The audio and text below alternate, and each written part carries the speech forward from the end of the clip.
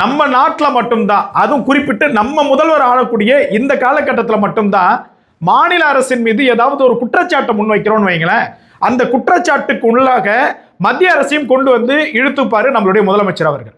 இதுக்கு பல்வேறு உதாரணங்களை சொல்லலாம்.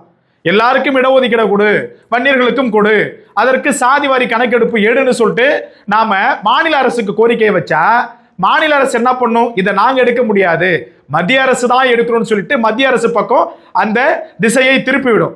அது போலதான் ஏதாவது இப்ப வெள்ளம் வருது போது வருது அப்படின்னா அதுக்கு உரிய நிவாரணம் ஏன் கொடுக்கல, நஷ்டஈடு ஏன் கொடுக்கல அப்படின்னா அதுக்கு நாங்க எதுவும் பண்ண முடியாது, மத்திய அரசு குறைவா கொடுத்துட்டாங்க அப்படின்னு சொல்லிட்டு அதுக்கு மத்திய அரசு உள்நுழைத்து விடும். இப்போ போதை கலாச்சாரம் தமிழகத்துல பெரும்பான்மையா இருக்குது.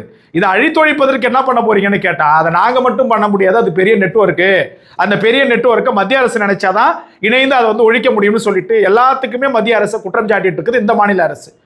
சாதிவாரி கணக்கெடுப்பு நடத்துவதற்கு மாநில அரசுக்கு உரிமை என்று சொல்லுகிறது நீதிமன்றம். மத்திய அரசினுடைய ஒத்துழைப்போ அவர்களுடைய அனுமதியோ தேவைன்னு சொல்லுது. நிவாரணம் கொடுப்பதற்கு போதிய நிதி மத்திய அரசிடம் வாங்கினாலும் கூட அதை மாநில அரசு அங்க இருக்கக்கூடிய அமைச்சர்கள் பங்கிட்டுக்கிறான், ஒன்றும் கிடைக்கிறது கிடையாது.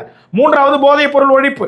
போதைப் பொருள் ஒழிப்ப பிற மாநிலங்கள் இல்லாம செஞ்சிருக்கிறாங்க, வட மாநிலங்கள் இல்லாம இருக்குது, இப்ப போன்ற பல்வேறு பகுதியில் இல்லாம இருக்குது. அப்ப அதுக்கெல்லாம் மத்திய அரசு தான் காரணமா? அதை ஒழிச்சதுக்கு கிடையாது. மாநில அரசினுடைய முழு நடவடிக்கை இருந்தா போதும். காவல்துறை முழுமையா இணைந்து தமிழக அரசோடும் தமிழக அரசு முழுமையான அனுமதியை காவல்துறைக்கும் கொடுத்தால் ஒரே நாள்ல இந்த போதை கலாச்சாரம் ஒழியும். அதே போல இங்க சாராயம் காய்ச்சறவன் யாரு? சாராயம் மீன்ஸ் இன்னைக்கு சாராயம் கிடையாது, ஃபேக்டரியா மாறிடுச்சு. அன்னைக்கு காய்ச்சினாங்க, இன்னைக்கு உற்பத்தி தயார் செய்கிறார்கள். இதை வச்சிருக்கிறவங்க யாரான்னு பார்த்தா பெரும்பான்மையா திமுக இருக்கிறான். மத்திய அரசோடு இணைந்து போதைப் பொருள் ஒழிக்க வேணாம், உங்க கூட இருக்கிறாங்கல்ல அமைச்சர், உங்க அமைச்சர்களோடு இணைந்து அவர்கள் தயாரிக்கக்கூடிய ஆலையை எடுத்து முடினாலே இந்த போதை கலாச்சாரத்தை இந்த மண்ணில் முழுமையா ஒழிக்க முடியும். அதற்கான முயற்சி எடுங்க.